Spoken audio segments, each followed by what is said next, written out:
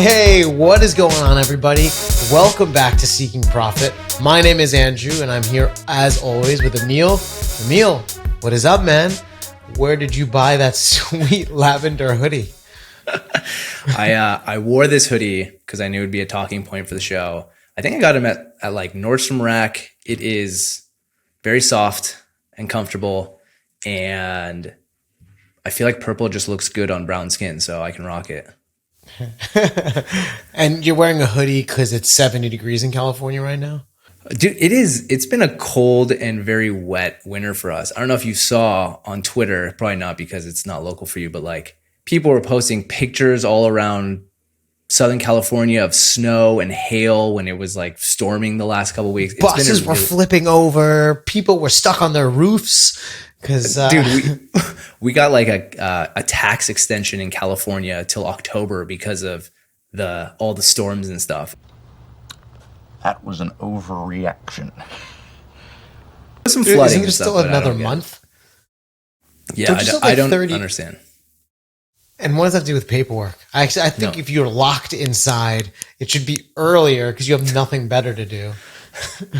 Californians are just good at whining and getting extensions and kicking the can down the road. So, and quit your whining. We're all eating a giant sandwich out here. Nobody cares. Sounds about right.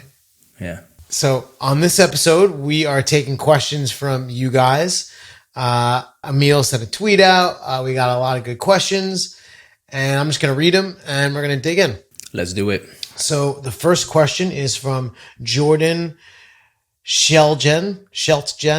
It's at Jordan SCHELTGEN on Twitter. And his question is, what's the time horizon for a site to become profitable?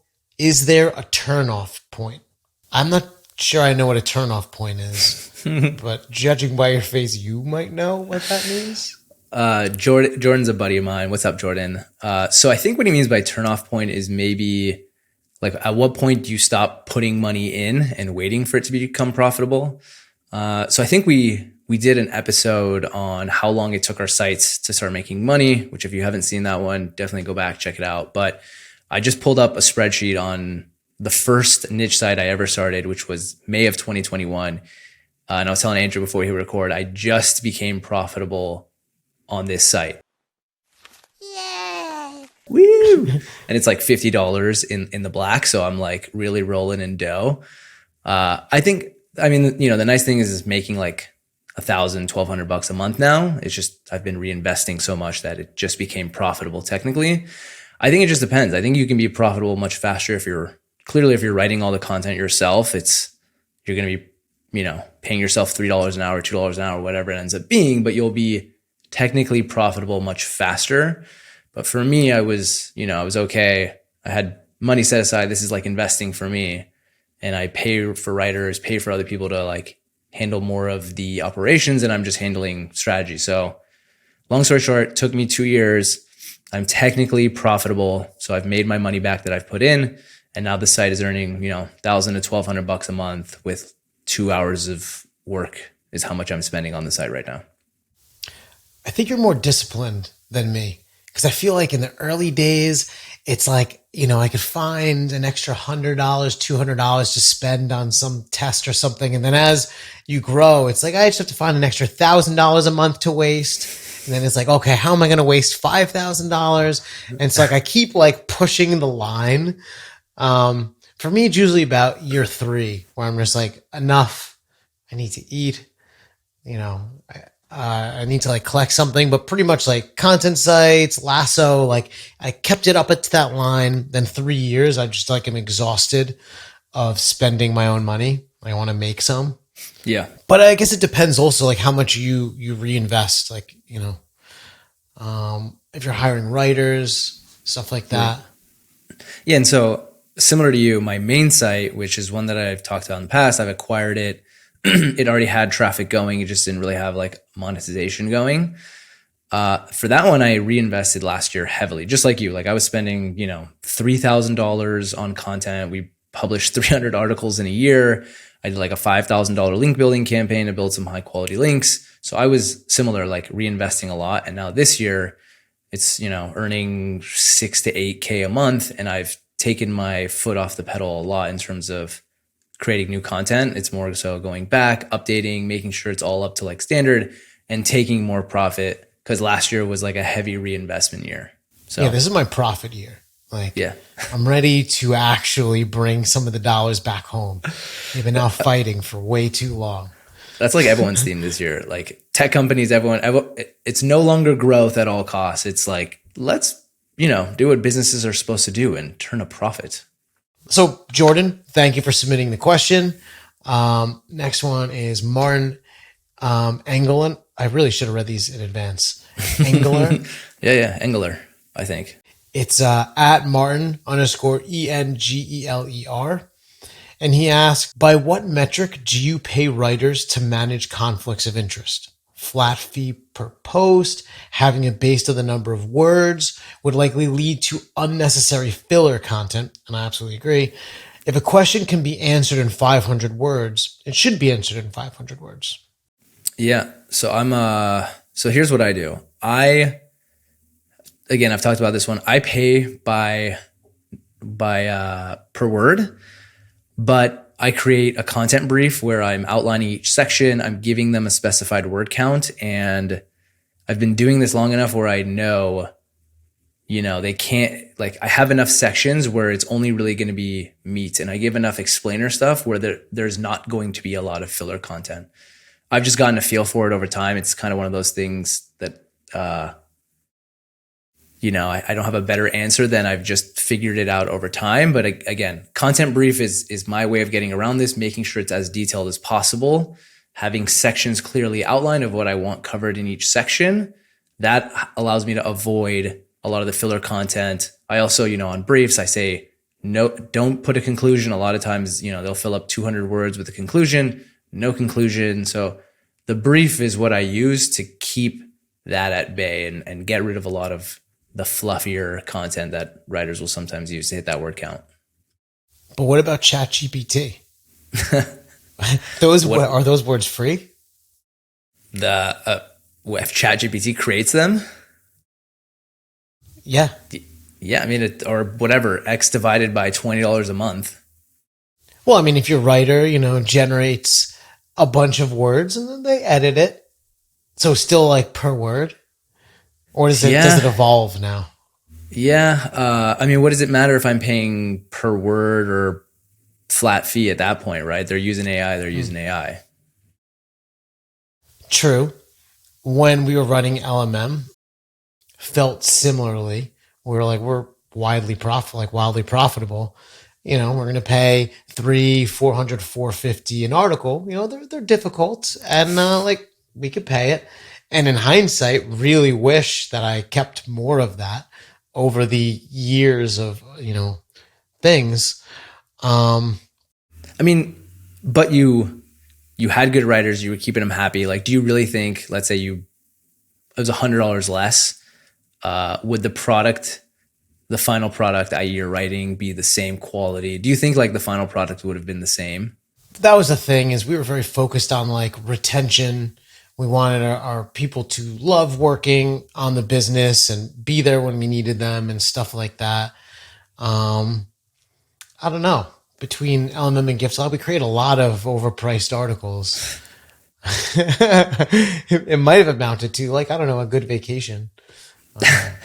Yeah, but I mean, look at what those sites did, right? They've earned a lot in their time. They put a lot of money in your pocket. It's hard to say it's an intangible, right? You took care of writers, you paid them well, they wanted to write for you, they maybe spent more time than they would have to create better stuff, which you got rewarded for and all that. So true. I don't know. And ChatGPT didn't exist then, so it wasn't a thing.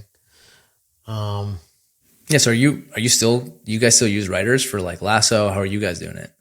Yeah. But we've ever so slowly moved to like an hourly rate thought, where originally it was like, say Listen to My Marriage, for example. Yeah. Like a good article that's 90% complete. That's like a solid 8 hours of work. So like a day, and we kind of like priced it out, or maybe it's that plus editing back and forth.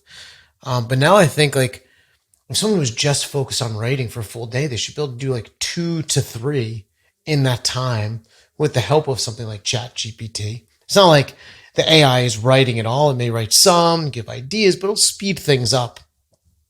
But then we could pay a competitive. So now we're looking to pay a competitive hourly rate. We're looking for people that aren't just like mercenary one-offs. They're going to come onto the team, vibe with our long-term strategy. You know, it's working now, but we don't have like a ton of writers like we did before. So I don't know if it will become difficult to manage or. Yeah. Well, plus again, Lasso's a brand. It's not a content site where good enough is good enough. Like you're trying to stand out. You have, affiliate marketing sites. They're written by marketers, and marketers are really good at creating content, right? They set the bar really high. It's like the hardest space to create good content in because everyone's up in the bar, and not a space I am envious of. So I think for you guys, it makes a ton of sense. Like having a full-time writer or someone who comes in and is not just, cheapest price per word, whatever it is. Like I would be spending top dollar on good content too. That said, before we started playing with this, we were doing per post, and we break it down like this is a list post, this is a review, this is a deep dive, whatever. And it would be like 300, 325, 350, whatever the price for that type would be. But then it's like what it's worth when it's published. So if it takes, a week to edit, it's still $300, Right. Yep. Before we go on to the next one, dude, I have to interrupt this because we have some breaking news that I don't know if people have heard about. We need everyone to hit the double like button on YouTube. No single likes allowed here, only double likes. And if you don't have the double like button, make sure you email YouTube support. Let them know that you need the double like button for Seeking Profit. Hope that you guys have enjoyed the show. We would love your support. Hit that double like. If you don't have the double like yet, it's okay. You can just hit the single like, but make sure you do email YouTube support. Get that double like. We're going to break that algorithm. Damn right. This is the price of the content. It's not free and there are no ads. So we have to pay with your mouse click, or you have to pay with your mouse click. That's right. We're like one of the last. I already like all our videos. I do too. And I go to like multiple accounts and I watch and like from other accounts. Whatever. Growth hack. Hashtag growth hack. We're like that's one of why the all of last our videos have at least 5 likes, right? Exactly. It's because all my burner accounts. That's right. We're like one of the last virgin shows, right? We don't have any sponsors, pre-roll, mid-roll, any of that stuff. So pay us some likes, please, dear listener. Support the virgins.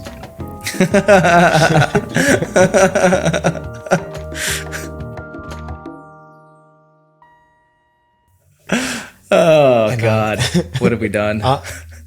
On that note, we have a question from Jack Barton. He's at Mr. Jack Barton, Barton. His question, he writes in, right now I have a product review site that currently makes $200 to $300 per month in affiliate earnings. I have an idea for a second site in a related industry, but with a different target audience. And there's more potential to sell digital products with site 2. In many ways, it'd be like a byproduct of the first site. On paper, it sounds like a brilliant idea. Plus, diversifying my sites and income would be the quote unquote safe thing to do. But my time is limited and I worry about splitting my attention between the 2 sites. Would you guys just keep focusing on site 1, which is already making money? Or would you think it's worth it to slowly build 2 separate but complementary businesses? Thanks. Love the show. Thank you, Jack. Appreciate the support. I would not diversify out into a second site. I mean, $200 to $300 a month, good start, but I would be aiming for $5 to $10K a month before I even thought about expanding out to a different site. I don't think it's a bad strategy. I think if you focus on one site for longer, you'll build that site up to give the new site a leg up when you start it. Right now, it's just, I think, too early, and you'd be cutting yourself, you'd be chopping off one foot, you'd be spreading yourself thin trying to do 2 so early in the game. I think one of the things that wasn't a big deal a few years ago, but has become a really big deal is like maintaining your existing content. You have to keep going back and improving it and making updates just so Google can see that you're improving and maintaining this content. And the way that we think about it, it's like one piece of content takes, I don't know, 1 to 4 hours, whatever, to maintain. And then as you create more things, there's just more maintenance. And if you only have a certain amount of time, there's a max number of articles that you can have before 100% of your time is put towards maintenance. And I just think, like, first of all, $200 to $300 a month, you can't build a team yet. It's just not big enough. You could barely pay yourself. And so you really need to get to a point where perhaps maintenance is split among multiple people. And also at a certain size, I wonder, why couldn't those two sites be one site with different silos within, especially if it's highly complementary? You know, I had a personal finance site. We talked about debt and we talked about investing. You know, there are separate sections, separate categories. They're like on two opposite ends of personal finance, but, you know, eventually we got big enough to cover all of it. I would also focus on one. Try and get it to, like what Emil said, 5 to 10, something that's earning meaningful money. And then you can reinvest back. Maybe put some of your time into building another site. Yeah, that's a good point too. You're right. If it's related enough, you can just build it into your existing site. Like, I think we've mentioned it. I've talked about it on Twitter. There's a marketing platform that built a gifting site, right? A gifting subdirectory, and they're a marketing automation platform. And then they built this random folder with content that has nothing to do with marketing automation, and they've ranked a bunch of stuff for that. And that is not even related at all. If these are pretty closely related, focus on getting that main niche covered, and then you've built some authority, you're making some money, then you can expand it out on that same site probably. You know, it's kind of like pulled in my memory. I had a call today with a customer, does like 30 plus in affiliate income, and we were talking, and 30K, mostly organic. Sorry, 30K a month. 30K a month, yeah, on affiliate through his site, and then he wound up creating a course that was related to the topic. But just about 100% of the income of the course actually comes from Facebook ads. And so he sees it as two separate businesses because the site doesn't even funnel into the course. And I would just wonder, like, one, why can't you sell these things that are created from site one, you know, within site one? Or why do you have to create another site to sell them? Why couldn't you just run ads against it? You know, like, and think one site is organic and the other one, it's not site one or site two. It's just a product, you know, and it just is another thought. All right. So next one is from Sean Hill. I think everyone on Twitter knows who he is at this point. He is at SHWNHLL. He has something against vowels. And he asked, why do SEO gurus hate niche site creators? I actually didn't even know this a thing. We were talking about it before. You're like, oh, yeah. They definitely hate them. So enlighten us. Yeah, it's like, what is an SEO guru? I'd say it's probably like the SEO speaking, people who go and speak a bunch, people who work at prominent companies who head up SEO, things like that. I think they often will dunk on niche site creators. I think I kind of straddle both, right? I have the agency, so I'm working with clients. I've been in in-house SEO, and I also create niche sites. I don't understand the hostility, but if I have tried to step back and understand it, I think it's twofold. I think a lot of times there's a lot of like early naivety with niche site creators. Like, you know, you create a new site, your graph is going up, and then a Google update happens and you're like, oh my God, my amazing site is crashing down. How could this happen to me? I have the best site, the best content in the world. And I think a lot of the SEO gurus are kind of just like laughing or dunking because they've been in it longer. They've ridden those waves and they're just kind of like, you know, it's kind of childish. Like, haha, you beginner, like you've never seen an update before. Like not remembering their first time going through a stressful update where you lose a ton of traffic. The other thing is I think in like the niche site world, a lot of the stuff we're doing, it just has bigger fluctuations. I was talking with Jared Bauman from Niche Pursuits, and he's got the same thing. He has an agency. He also creates his own sites. We were talking about how our sites have way more crazy fluctuations than client sites because they're brands, they're getting mentions, and they're like just more natural. So it's not, they don't get slapped as hard with updates as compared to us, where we're just creating content for SEO. We're kind of playing this peaks and valleys game. So I think a lot of times people, if you haven't experienced both of those, it's easy to just dunk on people who are experiencing those big ups and downs. And partly I think it's, a little bit of jealousy. Like people are working, like niche site creators are working for themselves. They're building something for themselves. It's an asset that they own. Whereas an SEO guru, a lot of times if you're working in-house, you hang your hat on a big company like Dropbox or Airbnb, and you get to talk like you're this amazing, knowledgeable person, and you don't realize like, yeah, you're doing some cool stuff, but you also have this giant brand that has a lot of like random people. It's a different game. And I think both sides need to just understand they're different games and respect that they're both hard and they both have their merits and all that. I felt a lot of that in the question. And it's like, the Dropbox, Airbnb, like they have their 401k, but the niche site creators have their site. They actually have all the profit, not like a steady whatever. But often, whether you're working on one side or the other, you're kind of doing the same thing. Like people who own niche sites, they are really SEO gurus that are just writing on a specific topic. Exactly. I think there's a lot to learn from people who aren't as well known and don't have like that crazy name on their resume. Like when I got into this, like I was learning a ton from affiliate niche site people that I was not getting from the SEO guru community. I think SEO is just this funny space online where SEOs love to bicker and talk about who's right. And it's funny because no one is really right because we have no idea.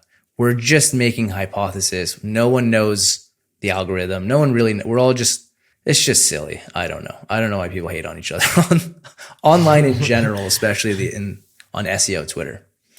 Yeah. Superiority, something. Yeah. So our last question is from Greg Dineo at Greg Digneo. Wow, everyone has like their name. Pretty cool. And this question is, why shouldn't I just use ChatGPT to write every blog post on a new niche site? Thank you, Greg, for asking the question. Thanks.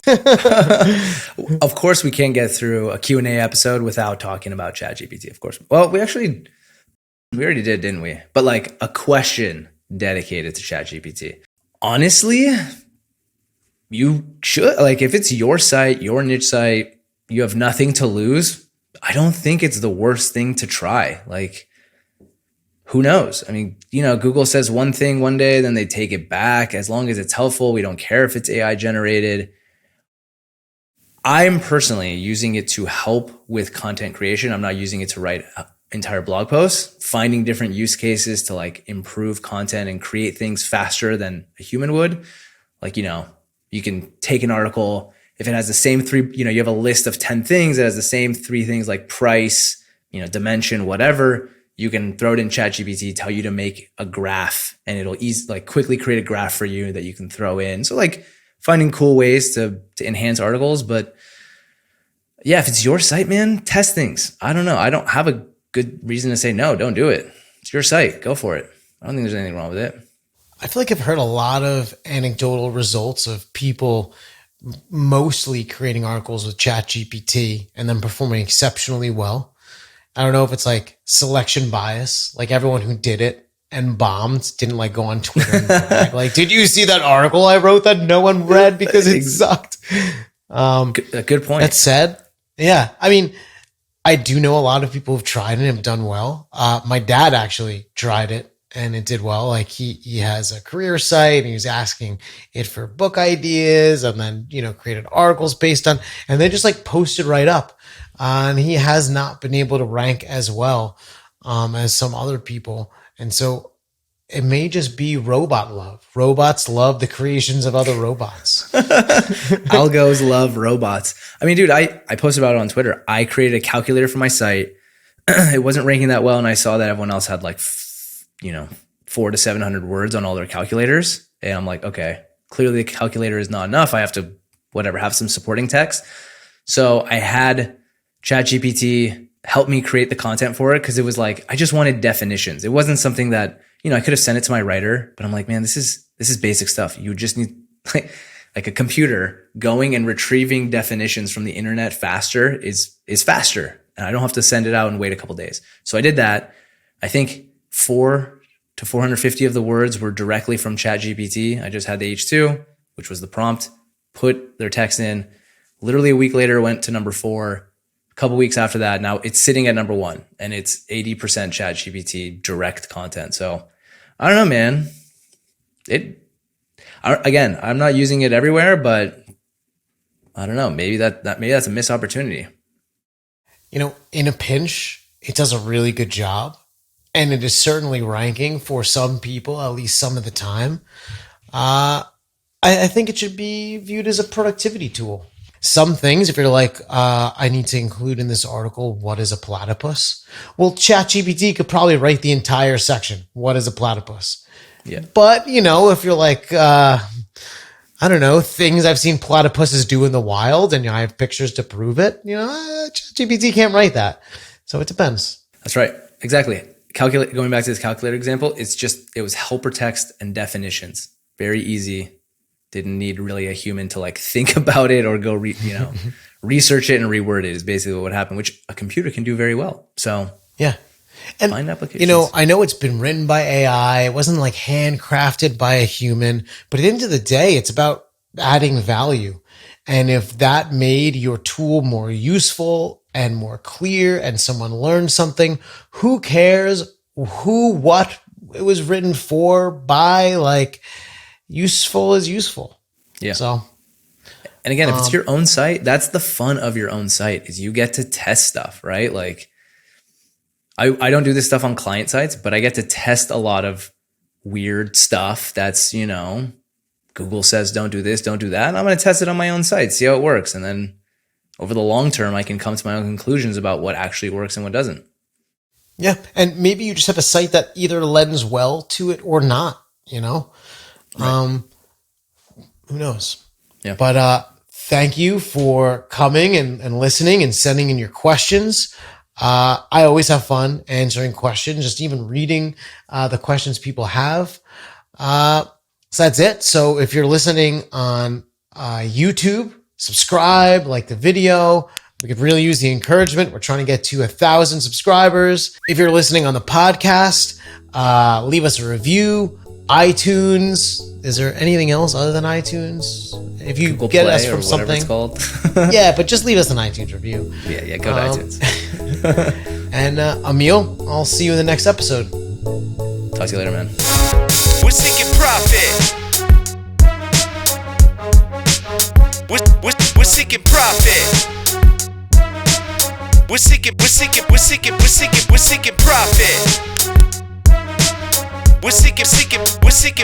We're seeking profit.